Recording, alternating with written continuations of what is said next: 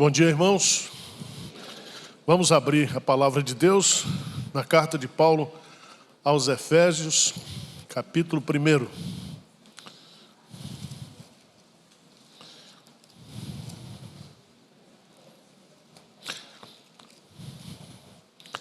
Na aula passada nós fizemos a exposição do capítulo 1, versos de 1 a 14. E agora nós vamos estudar versos de 15 a 23. Efésios, capítulo 1, versos 15 a 23. Diz assim: Por isso também eu, tendo ouvido a fé que há entre vós no Senhor Jesus e o amor para com todos os santos, não cesso de dar graças por vós, fazendo menção de vós nas minhas orações, para que o Deus de nosso Senhor Jesus Cristo, o Pai da glória, vos conceda espírito de sabedoria e de revelação no pleno conhecimento dele. Iluminados os olhos do vosso coração, para saberdes qual é a esperança do seu chamamento, qual a riqueza da glória da sua herança nos santos, e qual a suprema grandeza do seu poder para com os que cremos, segundo a eficácia da força do seu poder, o qual exerceu ele em Cristo, ressuscitando dentre os mortos e fazendo-os assentar à sua direita nos lugares celestiais, acima de todo principado e potestade, e poder e domínio, e de todo nome que se possa referir, não só no presente século, mas também no vindouro. E pôs todas as coisas debaixo dos pés, e para ser o cabeça sobre todas as coisas, o deu à igreja, o qual é o seu corpo, a plenitude daquele que tudo enche em todas as coisas. Amém. Eu quero conversar com vocês, à luz desse texto, sobre a importância do conhecimento espiritual. Se você pegar aí Efésios, capítulo 1, de 3 a 14, Paulo, ele entoa um cântico, é como se fosse uma doxologia, onde ele fala da nossa salvação. Deus nos predestinou, Cristo nos redimiu e o Espírito Santo nos converteu e nos selou. Se você observar versos de 3 a 14, você vai descobrir que não existe ponto, é um período só, do verso 3 ao verso 14. Começa com essa expressão: bendito o Deus e Pai de nosso Senhor Jesus Cristo. Essa expressão no Novo Testamento aparece 9 vezes, e todas as 9 vezes aplicadas a Deus. Bendito, só Deus é bendito. E aí, a bênção da nossa salvação, a bênção de sermos abençoados com toda sorte de bênção espiritual nas regiões celestes em Cristo. Aí Paulo, depois de falar dessa sorte de bênção, dessa vida abençoada, ele vai orar nos versos de 15 a 23. Então ele revela as bênçãos que nós recebemos, e agora ele vai interceder para que nós possamos experimentar essas bênçãos.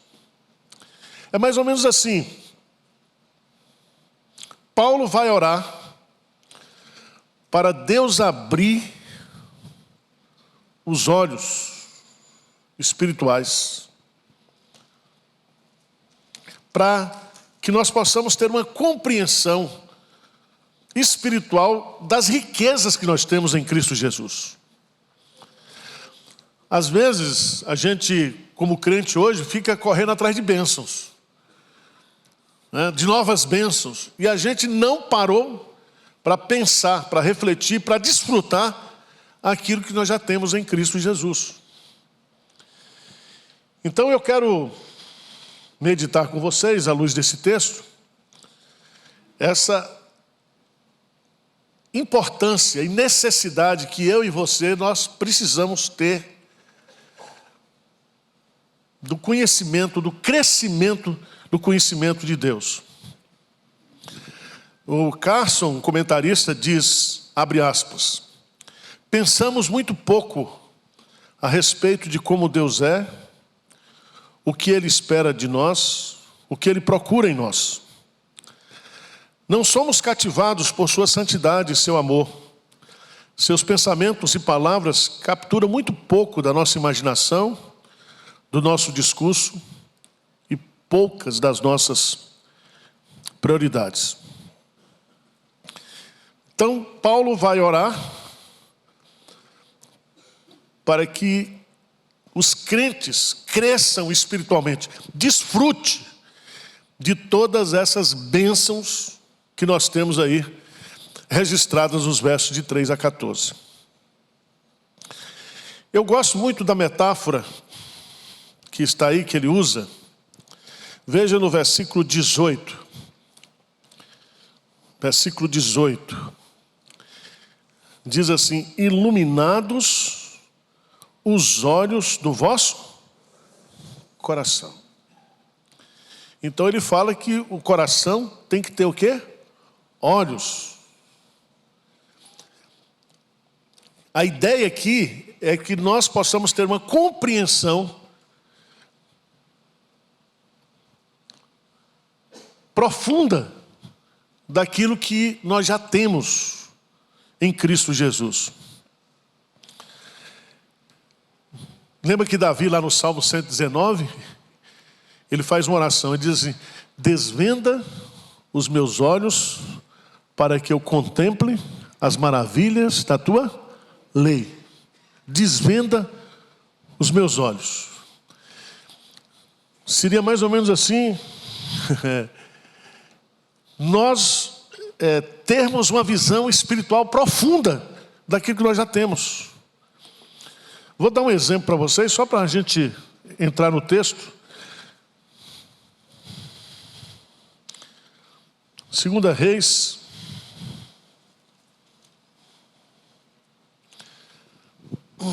Reis, capítulo 6.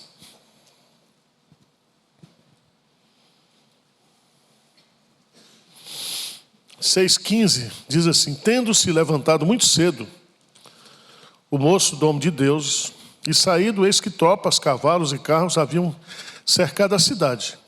Então o seu moço lhe disse, ai meu senhor, que faremos? Versículo 16, vamos ler juntos? Ele respondeu, não temas, porque mais são os que estão conosco do que estão com eles. Orou Eliseu e disse, Senhor, peço-te que lhe abras os olhos para que veja. O Senhor abriu os olhos do moço e ele viu que o monte estava cheio de cavalos e carros de fogo em redor de Eliseu. Veja que aqui nós temos dois tipos de visão. A visão natural e a visão o quê? Espiritual. Então Paulo, quando ele vai orar aqui pelos crentes de Éfeso, ele vai orar justamente para que o pessoal possa ter uma compreensão espiritual dessas doutrinas. Porque a gente separa muito a parte de doutrina da experiência. A teologia da oração. E Paulo está justamente fazendo essa fusão aqui. Ele ensina a doutrina e ele quer que a gente tenha uma percepção profunda, espiritual.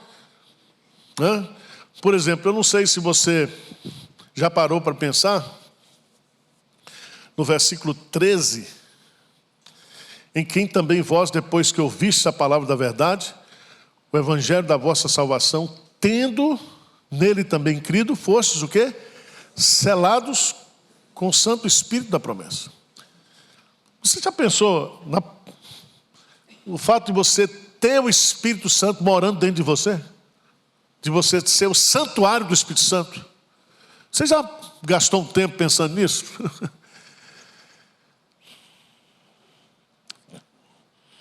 O Deus Todo-Poderoso, o Deus transcendente, Ele habita no alto e sublime trono, mas habita também no coração daquele que é quebrantado e contrito de coração. Você já pensou que não dá para sair da presença de Deus? Porque tem uns crentes meio xarope que diz: Senhor, entrando na tua presença. E às vezes ele está entendendo que entrar na presença é entrar na igreja. Quando ele sai da igreja, ele sai da presença de Deus, né? Então, é muito importante a gente entender que através da oração a gente pode ter o conhecimento espiritual profundo daquilo que nós já temos em Cristo Jesus. Eu vou dividir aqui em 3 partes. Primeiro, a importância do conhecimento espiritual. Segundo, o que é este conhecimento? E terceiro, as dimensões desse conhecimento espiritual. Então veja bem, versículo 15 começa assim: por isso. Então, o que Paulo vai dizer aqui, no versículo 15 em diante, está relacionado com aquilo que ele disse. Ele descreve uma lista de bênçãos que nós recebemos das 3 pessoas da Trindade.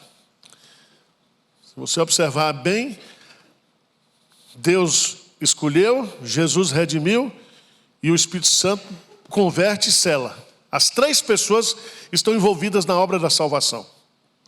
Agora, ele vai continuar citando aqui no verso 15, que essa mesma Trindade, ela age em nós para que nós possamos ter conhecimento espiritual. Veja no versículo 3, 1:3, grife esse versículo aí, que esse é o versículo chave de Paulo aos Efésios. A carta de Paulo aos Efésios. Ele diz que nós fomos, que nos tem, está no presente? Está no plural?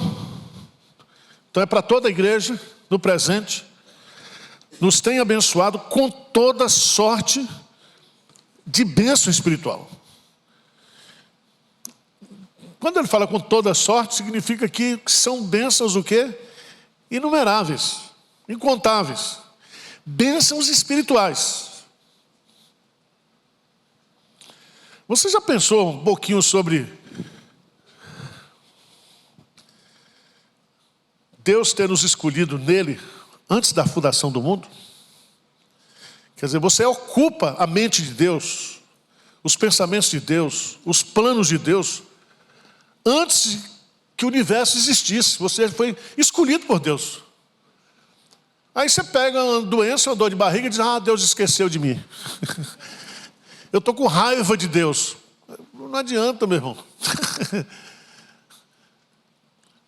Você já pensou aqui, né, que ele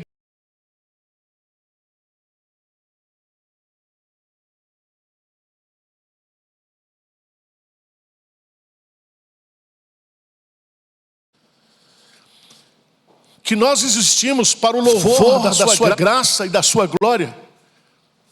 Quer dizer, Deus promove a sua graça e a sua glória através de nós, trabalhando na nossa vida, pegando o que não presta e trabalhando para sermos semelhantes e iguais a Jesus Cristo. Você já pensou as 3 pessoas da Trindade envolvidas em cuidar de mim e de você a cada dia?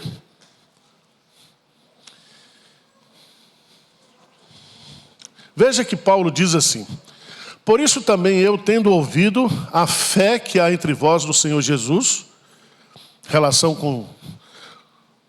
com Deus, e o amor para com todos os santos.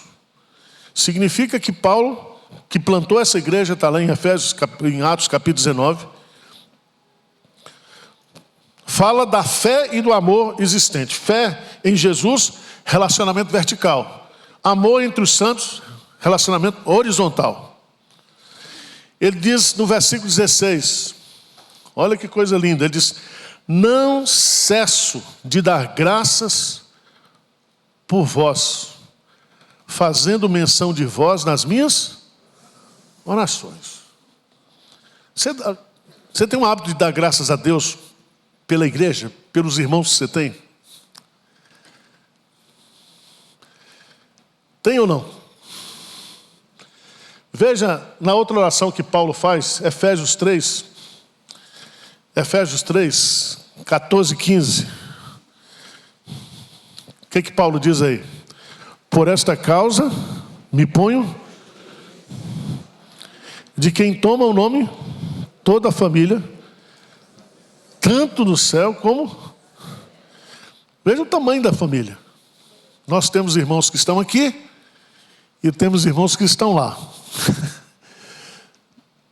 E nós formamos essa comunhão dos santos, que a morte não nos separa como igreja, como família.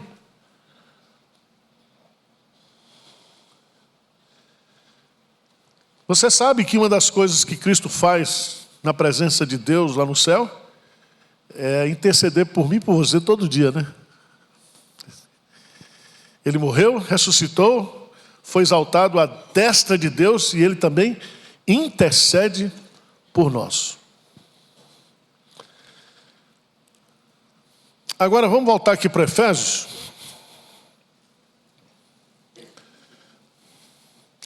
Paulo já sabe que esses irmãos têm fé e têm amor. Mas o desejo maior de Paulo, quando ele está orando aqui, veja aí no versículo 17, ele diz: para que o Deus de nosso Senhor Jesus Cristo, o Pai da glória, vos conceda o quê? Espírito de sabedoria e de revelação no pleno conhecimento dele. Então Paulo está dizendo: eu quero, estou orando para que vocês cresçam em conhecimento, vocês sejam iluminados pelo Espírito Santo, para que vocês possam ter assim uma visão da grandeza, das riquezas que nós temos.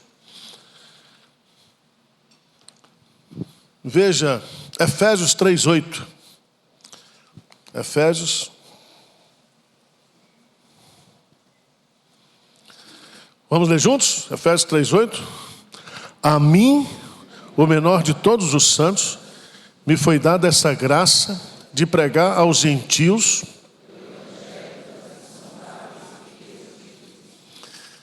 o que significa isso? O evangelho das insondáveis riquezas de Cristo.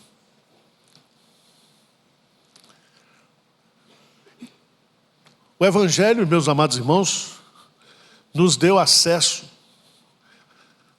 às riquezas que há em Jesus Cristo. Você já pensou nisso ou não? Veja lá Colossenses 2:3. Colossenses, capítulo 2, versículo 3. O que diz aí? Em quem todos os tesouros da sabedoria e do conhecimento estão o quê? Ocultos. Em Cristo.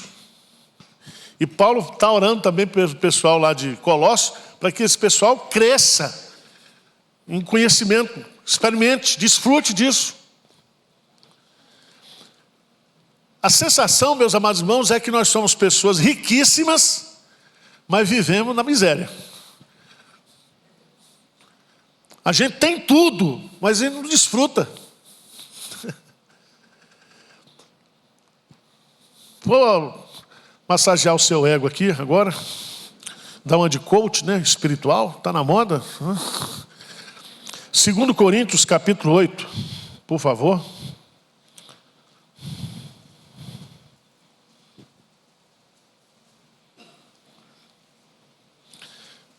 Versículo 9. 8, 9. O que é que diz? Pois conheceis a graça de nosso Senhor Jesus Cristo, que sendo rico, se fez pobre por amor de vós, para que pela sua pobreza, quer dizer, a graça nos torna o quê? Ricos. Se você tiver uma imaginação assim, Paulo diz lá, se com Cristo nós sofremos, com Cristo também nós seremos o quê? Glorificados. E ele diz, nós somos herdeiros de Deus e co-herdeiros em Cristo Jesus. Porque o povo crente, ele pensa que a riqueza que ele tem é receber uma cura. A perna não esticava, esticou, a mão estava mirrada, abriu, né? Conta a bênção, irmão. Aí fala um monte de besteira, mas não fala que a salvação é a maior bênção que a gente tem. Não fala das riquezas que nós temos em Cristo Jesus. Isso é tão sério.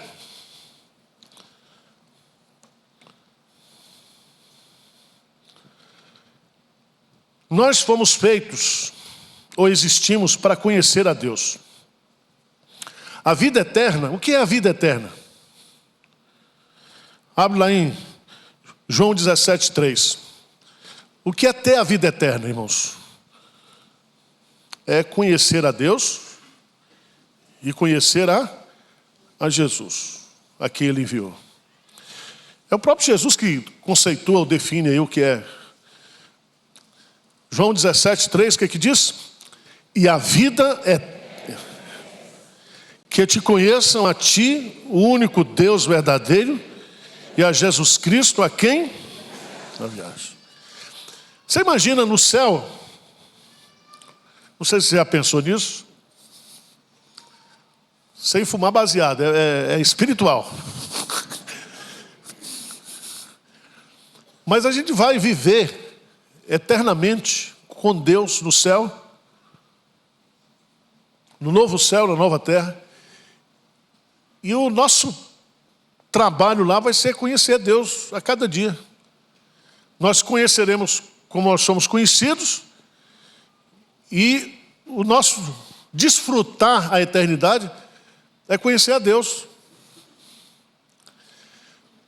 Como Deus ele não é exaustivo, a gente sempre vai viver em novidade de vida no céu, em novidade de conhecimento.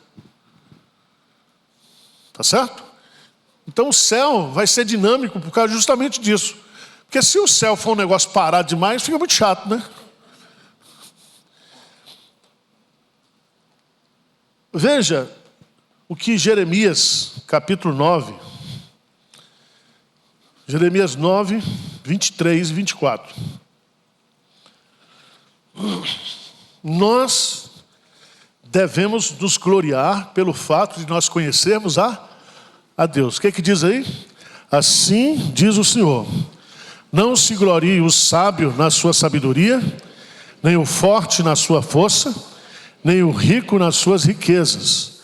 Mas o que se gloriar, glorie-se nisto, em me conhecer e saber que eu sou o Senhor, e faço misericórdia, juízo e justiça na terra, porque dessas coisas me agrado, diz o Senhor. Em me conhecer e saber quem eu sou, deve ser o motivo de nós o quê? Gloriarmos. Abra sua Bíblia em Oséias, capítulo 6, versículo 3. Oséias 6, 3. O que que diz?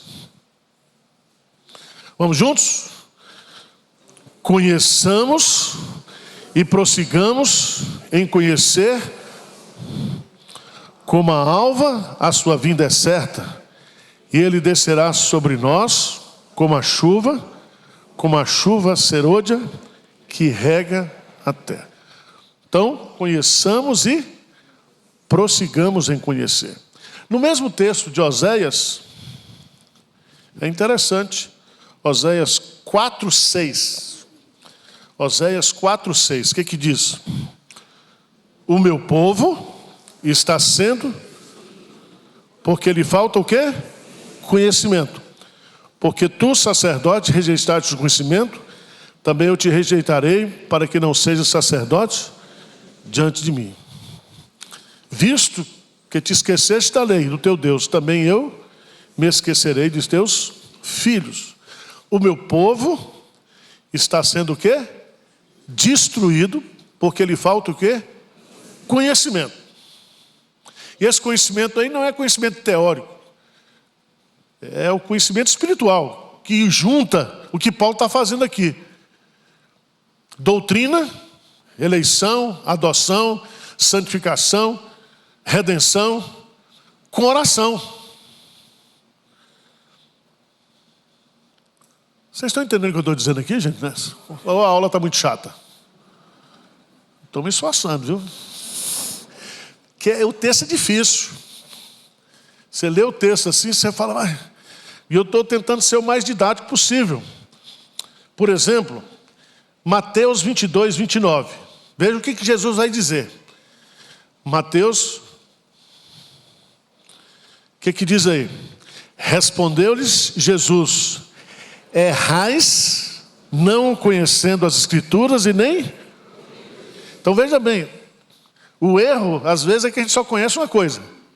Mas ele diz errais porque nós temos que fazer a junção disso. Do poder de Deus com o conhecimento que? Das Escrituras Sagradas. E Pedro, Pedro, que era um sujeito semi-analfabeto, veja o que ele vai escrever na sua carta, 2 de Pedro. 2 de Pedro, capítulo 1.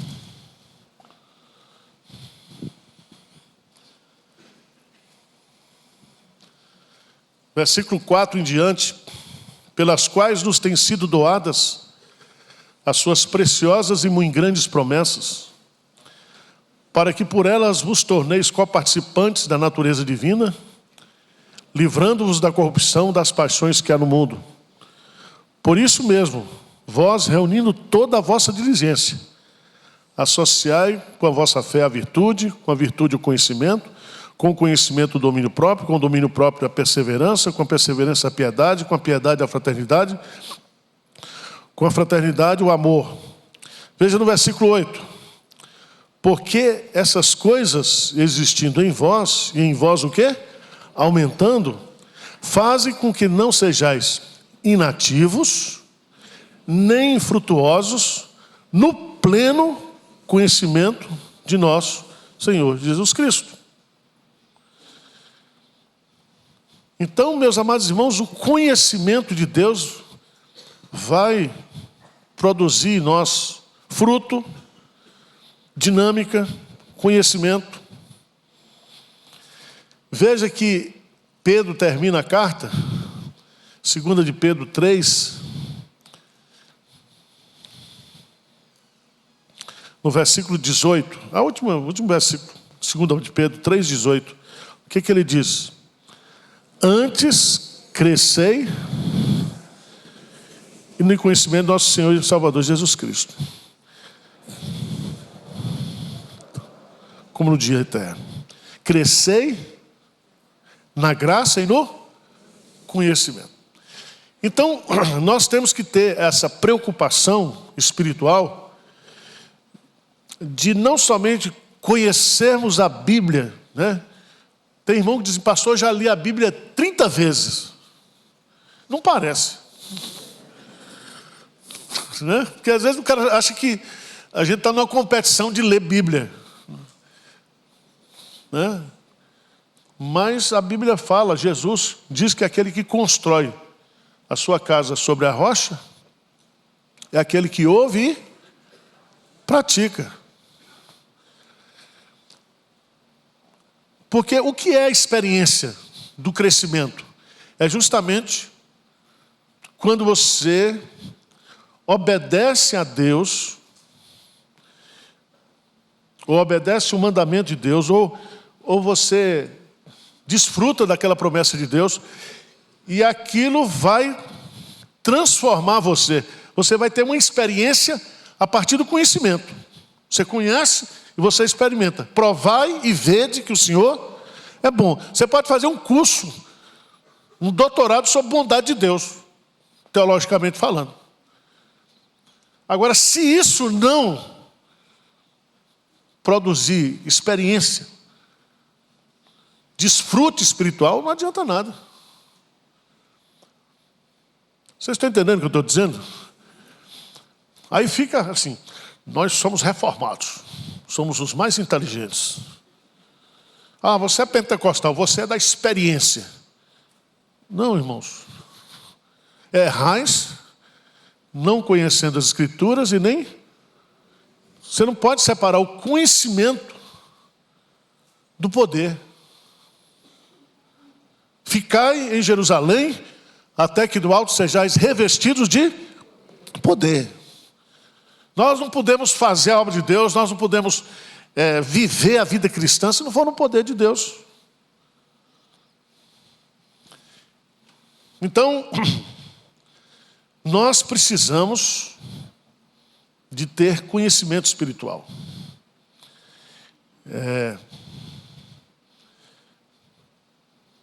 Vamos voltar lá para Efésios 1. Eu gosto muito dessa expressão. Um dia eu vou fazer um sermão só sobre isso aqui. Iluminado, verso 18. Iluminados os olhos do vosso coração. Eu gosto dessa metáfora. Diz que o coração tem o quê? Olhos. Você está com um filho desviado. Você tem um pródigo aí na sua família. Você vai orar por ele. Você vai orar para quê? Para que Deus abra os olhos do coração dele. Não foi o pródigo lá caindo em si. Diz a expressão, caindo em si. Caiu em si. Aquilo ali ele teve o quê? Uma compreensão o quê? Espiritual.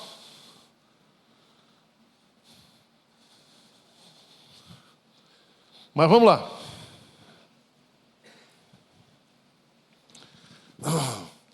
O que é esse conhecimento espiritual? Então, todo mundo aqui está convencido que é importante ou não? A necessidade?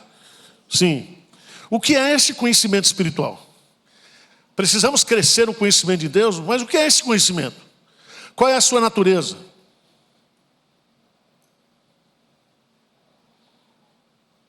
Como é que eu faço para ouvir a voz de Deus?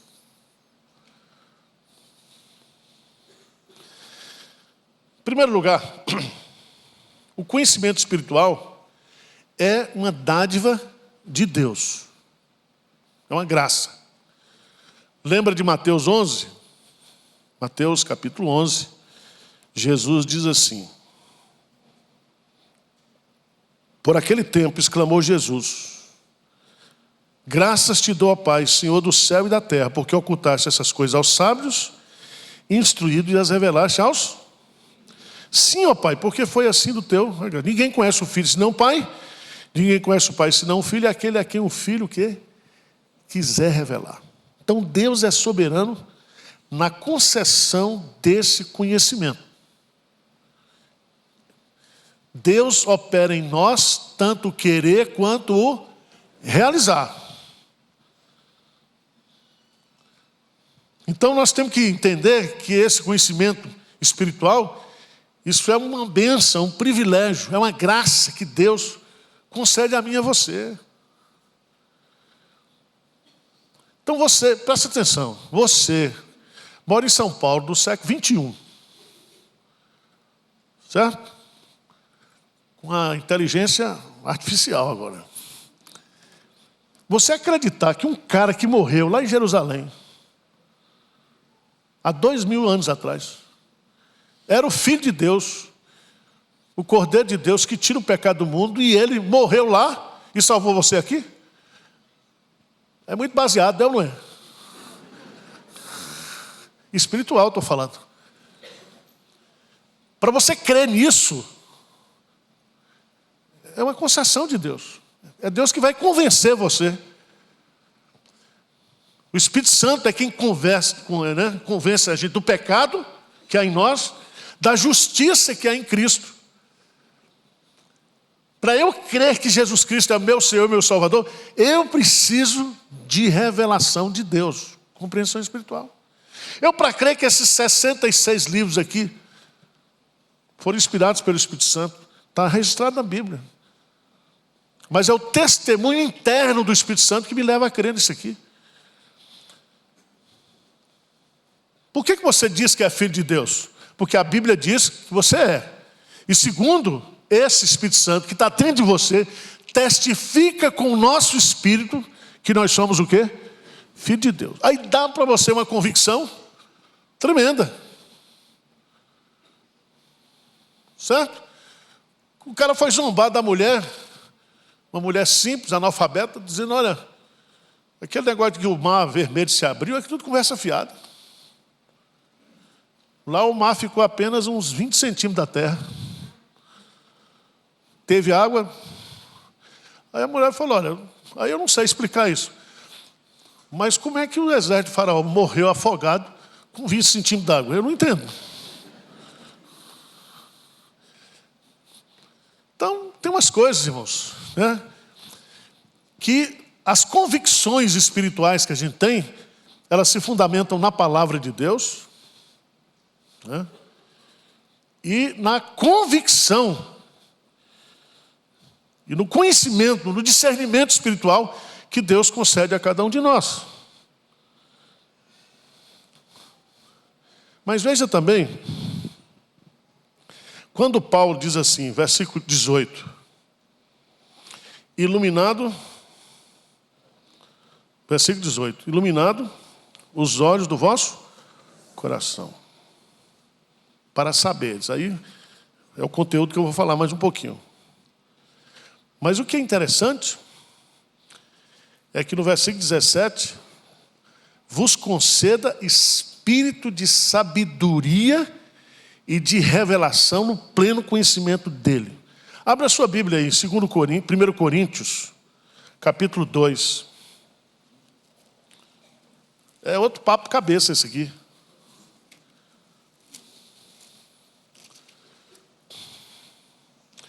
Primeiro Coríntios 2, é para ler a partir do versículo 11. Por qual dos homens sabes as coisas do homem, senão o seu próprio espírito que nele está?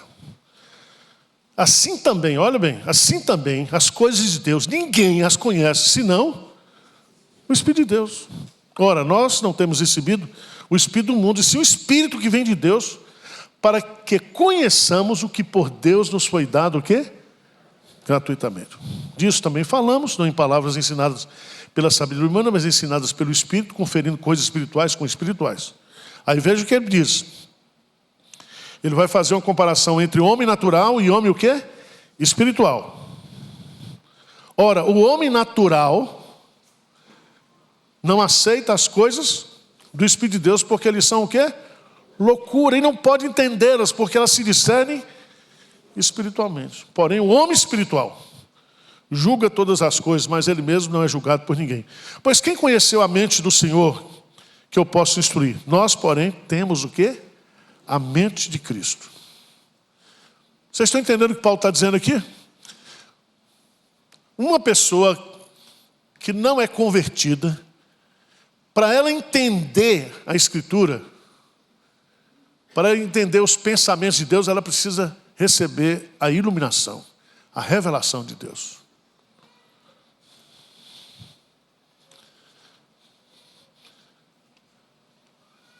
Então,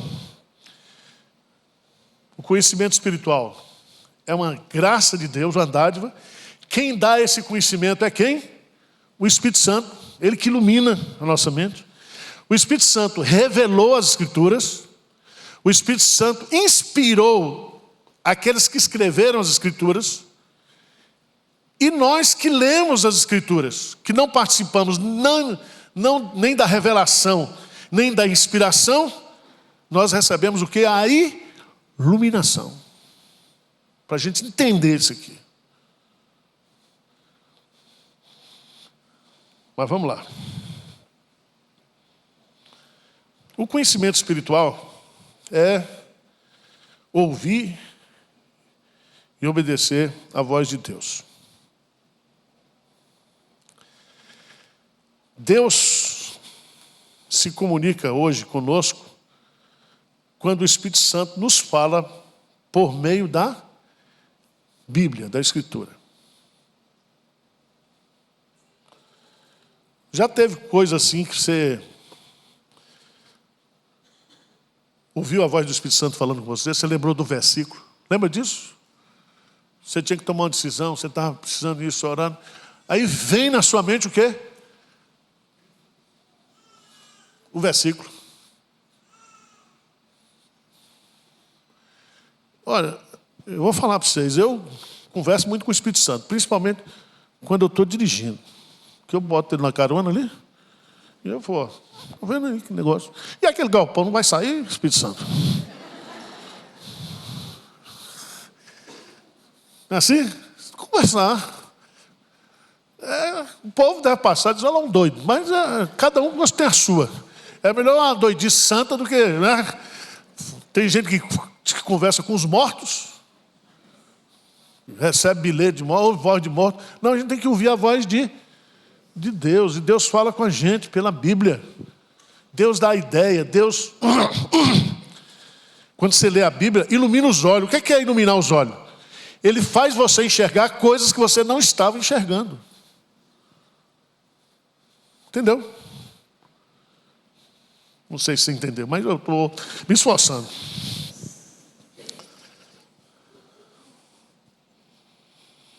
Geralmente, Deus confirma aquilo que nos comunica em sua palavra, usando pessoas e circunstâncias. Jesus afirma que o verdadeiro crescimento se dá quando nós ouvimos e praticamos a palavra. Nós construímos solidamente a nossa vida como uma casa que está sobre a rocha, praticando aquilo que nós aprendemos. Tá certo? Então,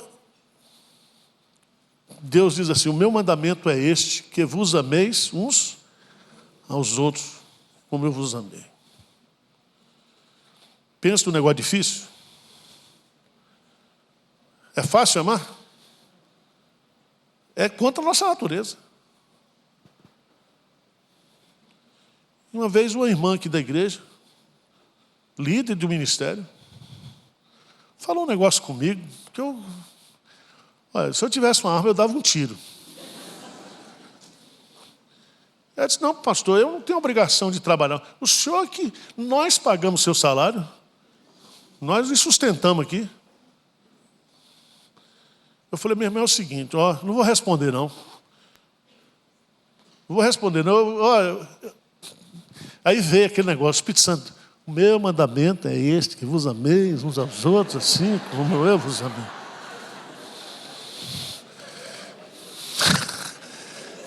É desse jeito, ou não é?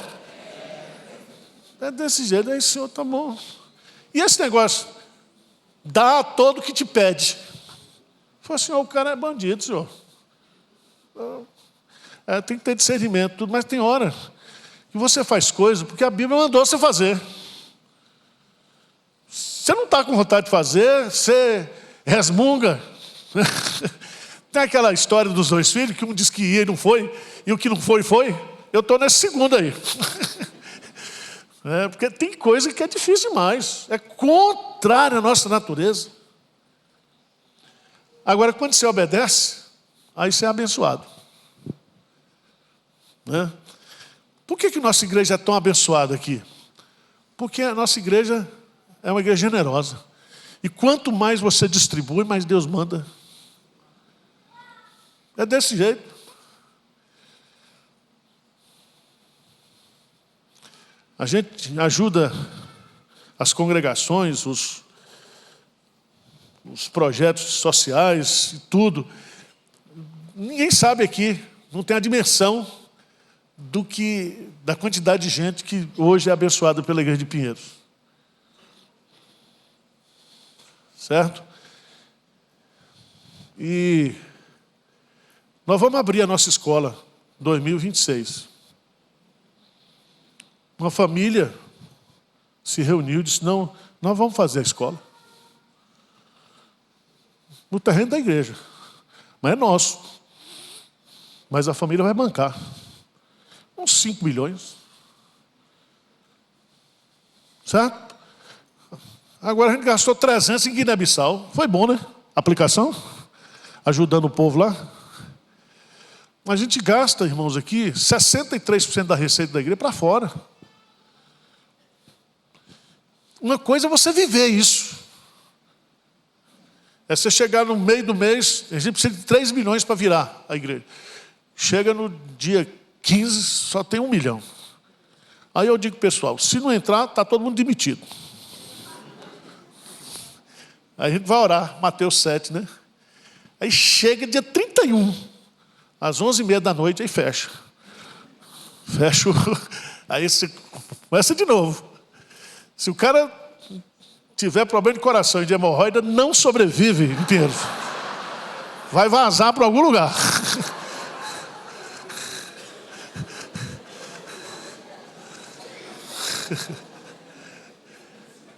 Eu li um livro de Watmani que ele dizia que a locomotiva ela funciona sob pressão. Não é assim? O fogo lá, a Maria Fumaça, tem que botar na caldeira e é aquilo que vai. A vida cristã é assim. Jesus está lá orando no monte e os discípulos no meio da tempestade.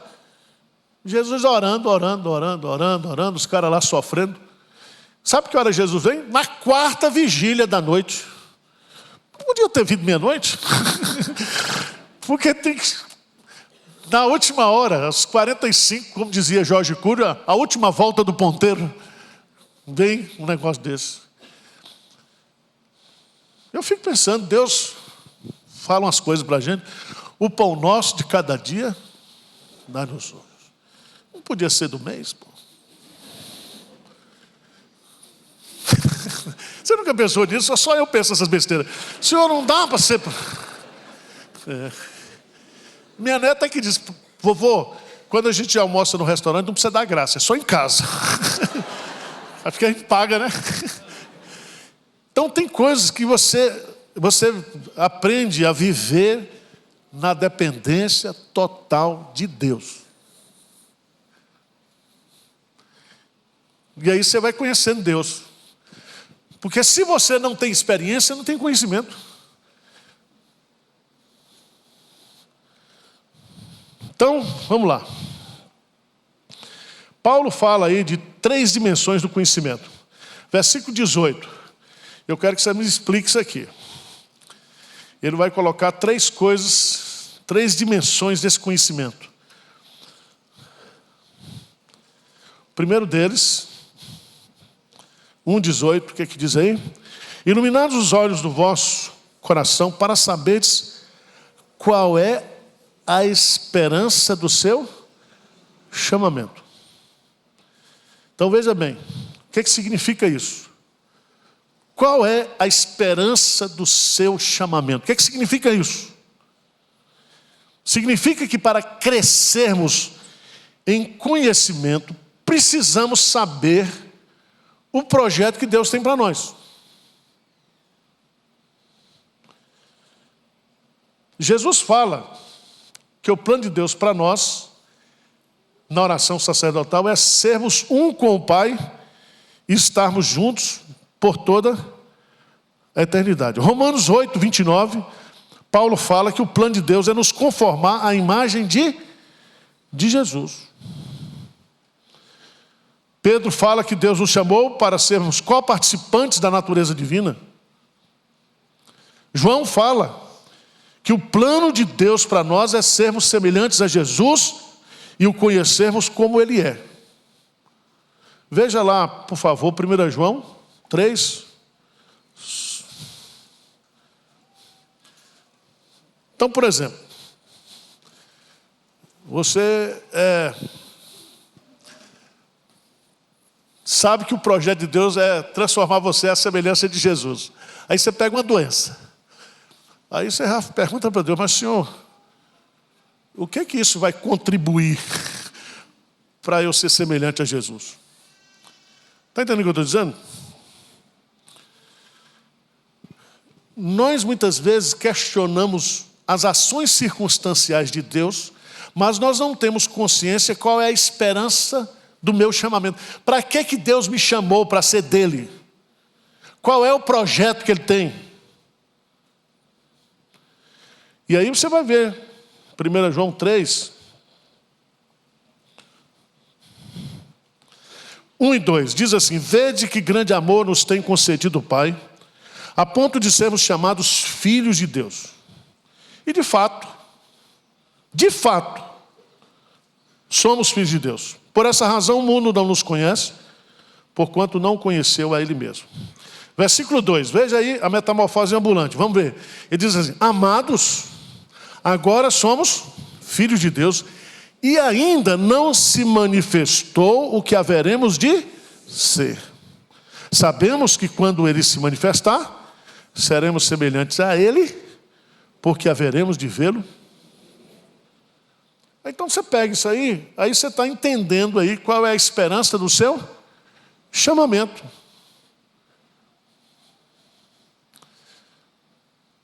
Estão entendendo ou não? Então Paulo disse: eu gostaria que vocês tivessem compreensão completa por que Deus chamou vocês. Mas no versículo 18, qual é a esperança do seu chamamento? Qual a riqueza da glória da sua herança? Você tem a dimensão do que você vai herdar e do que você já tem em Cristo Jesus? A herança é tudo aquilo que o pai deixa para os filhos, por direito. E uma vez dada, jamais poderá ser tirada. Na condição de filhos de Deus, somos também seus herdeiros, e esta herança será desfrutada de forma coletiva por todos os santos. A herança do crente é um caráter glorioso junto com todas as recompensas celestiais. Presta atenção. A herança são todas as bênçãos que acompanham a salvação, principalmente aquelas que ainda serão concedidas na consumação de todas as coisas. Então, não dá para você ficar triste porque você está sem dinheiro. Porque você é rico, né? Não dá para você lamentar certas coisas da vida passageira aqui, se você olhar para a gloriosa herança que você tem. Mas terceiro lugar, versos 19 a 23, vem a terceira coisa. Qual é a esperança do seu chamamento? Qual a riqueza da glória de sua herança? Terceiro, qual a suprema riqueza do poder de Deus? Será que você já experimentou na sua vida o poder de Deus? A riqueza do poder de Deus? E essa riqueza do poder de Deus é ilustrada aí na ressurreição de Cristo, na exaltação de Cristo.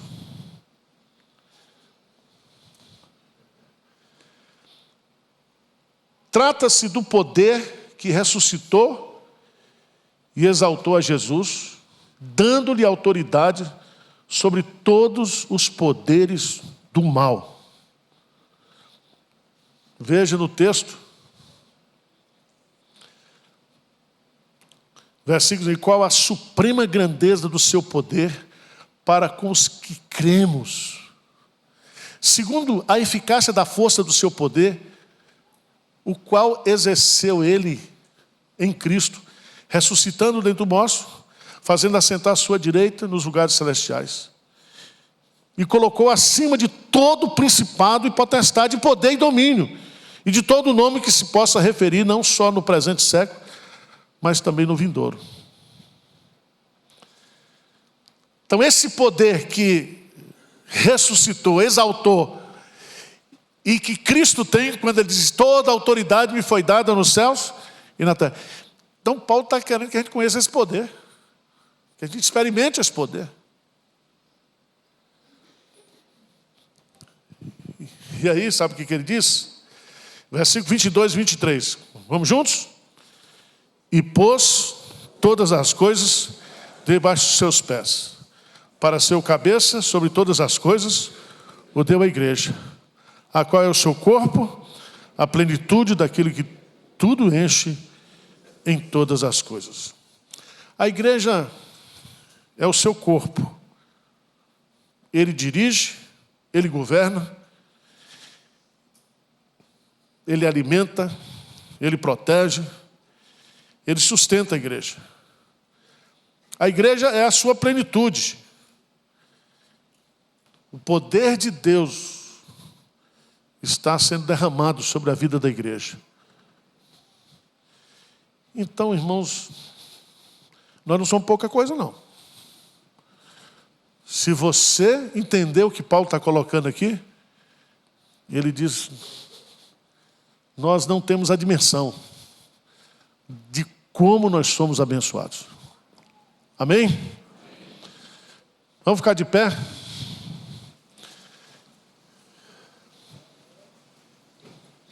Vamos ler juntos Efésios 3, 20 e 21. Efésios 3, 20 e 21. Vamos lá juntos? Ora, aquele que é poderoso para fazer infinitamente mais do que tudo quanto pedimos ou pensamos, conforme o seu poder que opera em nós. A ele seja a glória na igreja e em Cristo Jesus, por todas as gerações, para todo sempre. Amém. Esse poder pertence à igreja. Ou seja, Cristo unido à igreja, ele é o cabeça. E é tão bonito isso. Nós podemos experimentar isso como igreja de Cristo. Amém? Senhor Deus, ilumina os olhos do nosso coração, Senhor, para que nós possamos crescer no conhecimento e na graça. Conhecimento das Escrituras, mas do poder de Deus. Ajuda-nos, ó Pai. Dá-nos sabedoria, discernimento, entendimento espiritual. Dá-nos amadurecimento espiritual. É a nossa oração em nome de Jesus. Amém. Está encerrado, irmãos?